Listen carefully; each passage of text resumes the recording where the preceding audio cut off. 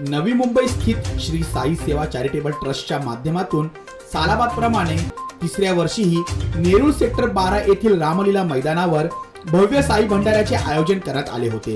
असंख्य साई भक्तांनी आयोजित साई भंडाऱ्याला उपस्थिती दर्शवून त्याचा लाभ घेतला। सदर साई भंडाऱ्याचे यशस्वी आयोजन करण्यासाठी श्री साई सेवा चॅरिटेबल ट्रस्टचे संस्थापक अध्यक्ष विनायक धोत्रे, सचिव विश्वास शिंदे व सहकाऱ्यांनी विशेष परिश्रम घेतले।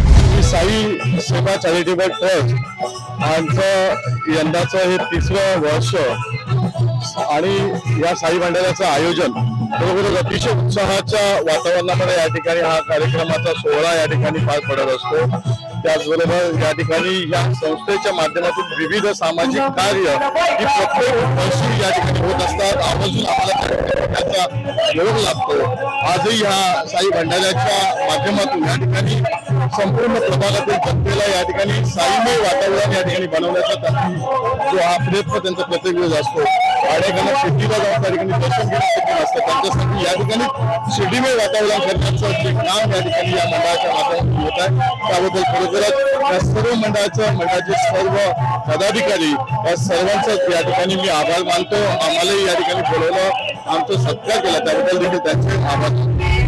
सालाबाद याही वर्षी श्री साई चॅरिटेबल ट्रस्टच्या वतीनं भव्य आणि दिव्य असा आम्ही साई भंडारा आयोजित केला आहे।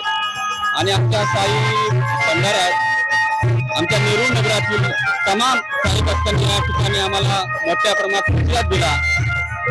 त्याबद्दल सर्व साई भक्तांचं आम्ही या ठिकाणी हार्दिक स्वागत करतो।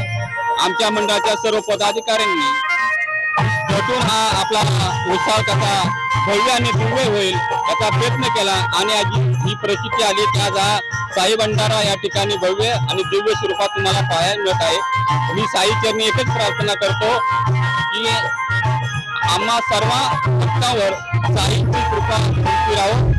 व्हिडिओ जर्नलिस्ट साईश मडवी सोबत सुदीप घोलप यांचा रिपोर्ट, पालिका प्रशासन, नेरूळ, नवी मुंबई।